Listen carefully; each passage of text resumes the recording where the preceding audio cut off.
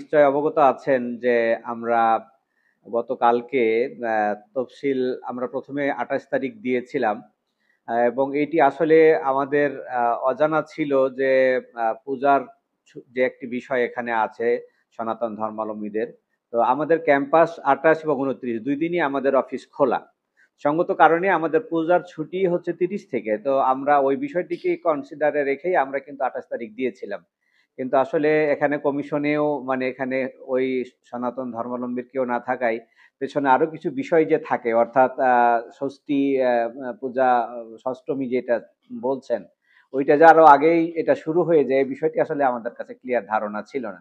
তো সঙ্গত কারণে পরে যখন বিষয়টি আমাদের নোটে আসে তখন কমিশন বসেছেন এবং ওনারা দ্রুতই এই সিদ্ধান্ত চেঞ্জ করে 25 তারিখে নিয়ে আসছে। হ্যাঁ জি, নির্ভুল ভোটার তালিকার কাজটি আসছে, দুই একটি জায়গায় ছোটখাটো কমপ্লেন আছে। আমাদের কমিশনের সিদ্ধান্ত আছে, আমরা যখন চূড়ান্ত ভোটার তালিকা প্রকাশ করেছি সেখানে আমরা এটা বলে দিয়েছি যে যদি কোনো ভোটার তালিকার ব্যাপারে কোনো মানে অবজারভেশন কারো থাকে সেটা আমরা অ্যাড্রেস করব এবং সেটা আমাদের মানে কারেকশন করার এখতিয়ার থাকবে। তো সঙ্গত কারণে সেগুলো নিয়ে আমরা কাজ করছি, ওটা আমাদের মানে পরিচ্ছন্ন হয়ে যাবে এক। আর দুই নাম্বার হলো ভোটার তালিকায় মানে ছবি সংযোজনের বিষয়টি আমাদের কাছে আসছে, আমরা ওটার কাজ আমরা করব এবং আমাদের চূড়ান্ত সিদ্ধান্ত যেটা আমরা পাবলিকলি আমরা এটা মানে প্রকাশ করব না। এটা শুধুমাত্র নির্বাচনের দিন ওই যারা কর্মকর্তা থাকবেন তাদের কাছে এই ছবিযুক্ত ভোটার তালিকা থাকবে এবং ভোট প্রদান করতে যাওয়ার সময় ভোটাররা তার নিজের আইডির সাথে ওই ভোটার যে লিস্ট থাকবে সে তার ছবি মিলিয়ে তারপরে সে তার ইয়া পাবে আর কি, ব্যালট পেপার পাবে।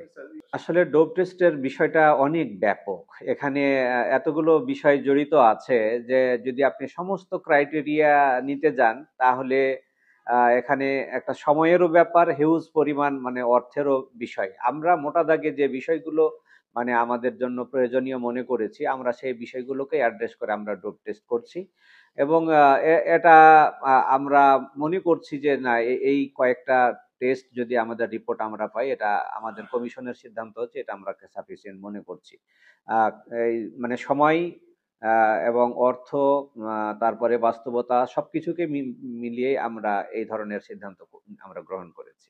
নাই, কারণ আমরা সেগুলো সিকিউর করেই কিন্তু আমরা মানে কাজ করছি। আমরা যেখানে স্যাম্পল কালেকশন করা হচ্ছে আমাদের ইউনিভার্সিটি মেডিকেল সেন্টারে, সেখানে প্রয়োজনীয় টিম রাখা আছে, যথাযথ প্রক্রিয়ার মাধ্যমেই স্যাম্পল কালেকশন করা হচ্ছে। এই ক্ষেত্রে ডুপ্লিকেশনের কোনো সুযোগ নেই, আমরা সেটা সিকিউর করেছি।